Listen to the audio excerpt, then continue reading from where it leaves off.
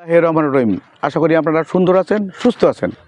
আচ্ছা, নবাব সিরাজদৌলার যে এটা ডায়লগ ছিল, আমাদের সম্ভবত আনোয়ার হোসেন উনি অভিনয় করেছিলেন যে কে কে কে শোনাবে আশার, কে শোনাবে সাহসের বাণী, কে শোনাবে, কে দেবে আশা, এই ধরনের একটা ডায়লগ ছিল, যদিও আমার ডায়লগগুলো মনে নেই। অ্যাকচুয়ালি পৃথিবীর অবস্থা কিন্তু এখন সেই পর্যায়ে।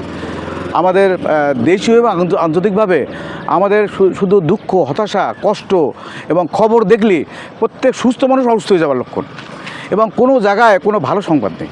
এবং আপনি এখন পৃথিবীতে দেখেন, এই যে আমাদের যে পৃথিবীর যে মহান আল্লাহ যে পৃথিবীতে বিভিন্ন নবী পাঠাইছেন, আমাদের নবী প্রিয় হযরত মুহাম্মদ সাল্লাল্লাহু আলাইহি সাল্লাম, হযরত ঈসা, হযরত মুসা, হযরত ইব্রাহিম, এই যে পৃথিবীতে অগণিত নবী শুধু শান্তির জন্য পৃথিবীর মানুষকে হেদায়েত করার জন্য, মানুষ একটু ভালো থাকবে, মানুষ একটু শান্তিতে থাকবে, মানুষ সুন্দর জীবনযাপন করবে, এই জন্য কিন্তু এই নবীগুলো আল্লাহ পাঠিয়েছিলেন। যে সে নবী, খ্রিস্টানদের নবী যেমন ভালো ভালো কথা বলে গেছে, শান্তির কথা বলে গেছে, আমাদের মুসলমানদের নবী শান্তির কথা বলে গেছে, সুন্দর সমাবস্থার কথা বলে গেছে, ঈসা, মুসা, ইব্রাহিম প্রত্যেক নবী বলে গেছে।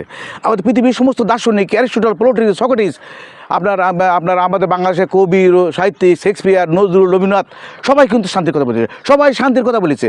কিন্তু কি হচ্ছে, কিছু রাষ্ট্র ক্ষমতায় লোভী, কিছু রাষ্ট্র ক্ষমতায় ভোগ করার লালসা নিয়ে কিছু লোক রাষ্ট্র ক্ষমতায় আসে, এবং তারা জনগণকে, রাষ্ট্রকে, পৃথিবীকে ধ্বংসের দিকে নিয়ে যায়। এবং আমরা হিটলারকে চিনি, আমরা পৃথিবীকে মুসলিনকে চিনি, আমরা পৃথিবীর অনেক রাষ্ট্রপ্রধানকে চিনি, যারা আমরা সে অনেক আগে, 2500 বছর আগে, আমরা অ্যারিস্টটল, প্লোটিনিয়াস আমলে আমরা যে বিশ্ববিজয় আলেকজান্ডার কিংকে চিনি। মানুষকে হত্যার নামে, বিজয়ের নামে মানুষকে হত্যাযজ্ঞ নেমে আসে। পৃথিবীতে যখন তাই দেখতেছি, তৃতীয় বিশ্বযুদ্ধ না হয়ে যায়, পৃথিবী ধ্বংস না হয়ে যায়, আমি সেই আকাঙ্ক্ষায় সারা পৃথিবীর মানুষ হতাশা, দুঃখ প্রকাশ করে, দুঃখের সাথে অপেক্ষা করছে। আপনারা ভালো থাকবেন, সুস্থ থাকবেন। খোদা হাফেজ।